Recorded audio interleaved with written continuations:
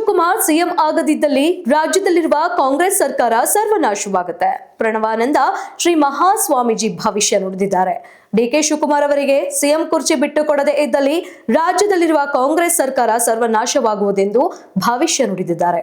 ರಾಜ್ಯದಲ್ಲಿ ಸಿಎಂಗೆ ಗದ್ದುಗೆ ಬದಲಾವಣೆ ವಿಚಾರದಲ್ಲಿ ಇದೀಗ ಸ್ವಾಮೀಜಿಗಳು ಅಖಾಡಕ್ಕಿಳಿದು ತಮ್ಮ ಅಭಿಪ್ರಾಯವನ್ನ ವ್ಯಕ್ತಪಡಿಸಿದ್ದಾರೆ. ಡಿಕೆ ಶಿವಕುಮಾರ್ಗೆ ಆದಿಚುಂಚನಗಿರಿ ಮಠದ ನಿರ್ಮಲಾನಂದನಾಥ ಸ್ವಾಮೀಜಿ ನಂತರ ಇದೀಗ ಈಡಿಗ ಸಮಾಜದ ಪೀಠಾಧ್ಯಕ್ಷರಾದ ಪ್ರಣವಾನಂದ ಶ್ರೀ ಮಹಾಸ್ವಾಮೀಜಿಗಳು ಬೆಂಬಲ ವ್ಯಕ್ತಪಡಿಸಿದ್ದಾರೆ.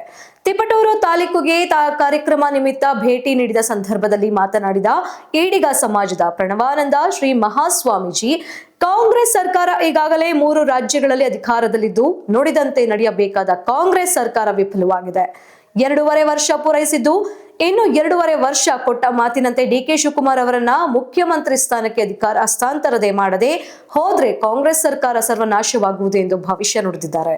ಅಹಿಂದ ನಾಯಕ ಎಂದು ಕರೆಸಿಕೊಳ್ಳುವ ಮುಖ್ಯಮಂತ್ರಿ ಸಿದ್ದರಾಮಯ್ಯನವರೇ ಅಹಿಂದ ಸಮುದಾಯಕ್ಕೆ ಏನನ್ನು ಮಾಡಿದ್ದೀರಾ ಎಂಬುದನ್ನ ಲಿಖಿತದ ಪತ್ರದ ಮೂಲಕ ತಿಳಿಸಲಿ.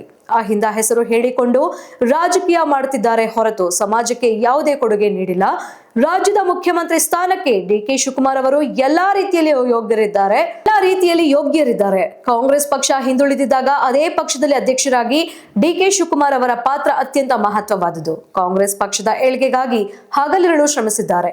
ಡಿಕೆ ಶಿವಕುಮಾರ್ ಮುಖ್ಯಮಂತ್ರಿ ಮಾಡಬೇಕೆಂದು ಕರ್ನಾಟಕ ರಾಜ್ಯದ 32 ಹಿಂದುಳಿದ ವರ್ಗಗಳ ಮಠಾಧೀಶರು ಒಕ್ಕಲಿಗಿನಿಂದ ಈಗಾಗಲೇ ಡಿಕೆ ಶಿವಕುಮಾರ್ ಅವರ ಮನೆಗೆ ತೆರಳಿ ಬೆಂಬಲ ಸೂಚಿಸಿದ್ದೇವೆ.